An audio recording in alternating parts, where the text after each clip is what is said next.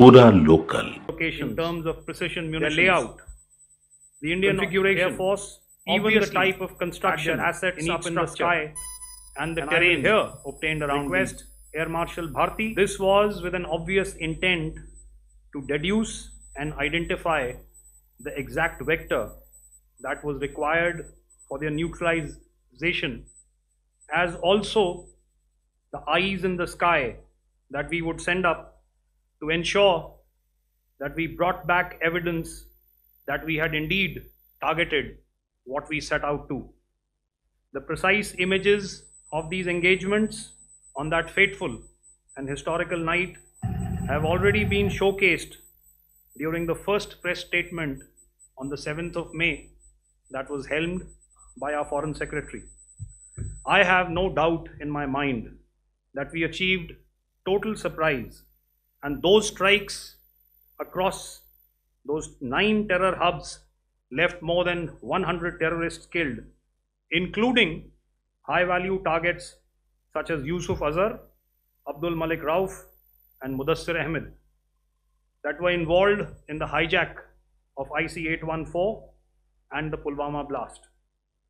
The line of control was also violated soon after by Pakistan, and the erratic and rattled response of our enemy was apparent from the number of civilians, inhabited villages, and religious sites such as Gurudwaras that were unfortunately hit by them, leading to a sad loss of lives.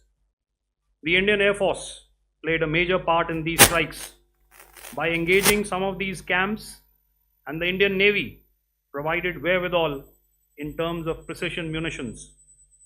The Indian Air Force obviously had their assets up in the sky, and I will here request Air Marshal Bharti, the Director General of Air Operations, to detail for you the methodology that the men in blue adopted to successfully manifest this mission. Thank you, Rajiv. A very good evening, ladies and gentlemen. It indeed is a difficult time that we have to come here like this and brief you. We could have done without this, but we had no choice. As the DGMO has detailed, the event was precipitated by the dastardly act at Pahalgam. The sequence of events have already been detailed. We carefully selected the targets, and out of the 9 selected targets, the target systems that were given to the Indian Air Force were the notorious training camps at Bhabalpur and Muridke, these being further from the international boundary.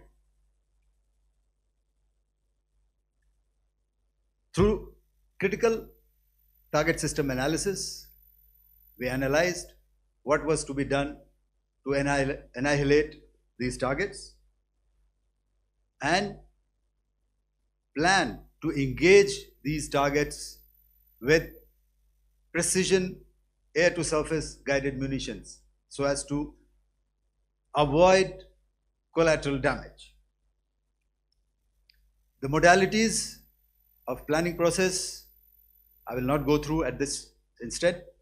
However, what I would like to show you is the results that we achieved through our targeted airstrikes.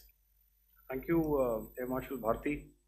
So, ladies and gentlemen, he's outlined operations not only on the night of 6th and 7th of May, when Operation Sindoor commenced, but also on the subsequent night.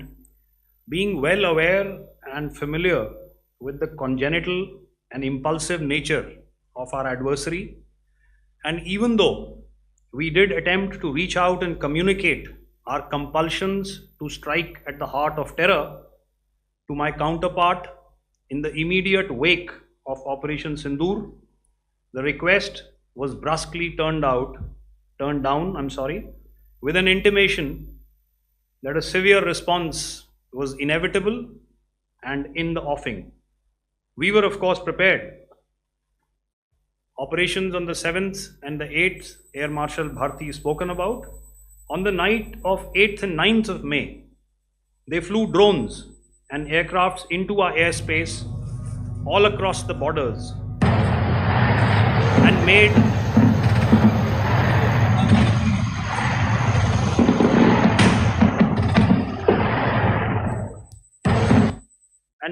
largely unsuccessful attempts to target numerous military infrastructure.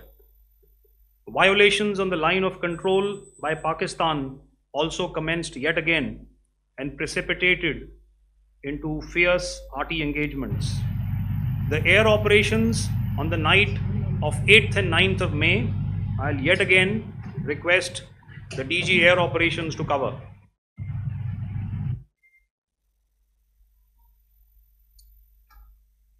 Drones, unmanned aerial vehicles, UCAVs, starting right from Srinagar, going down right up to Nalia.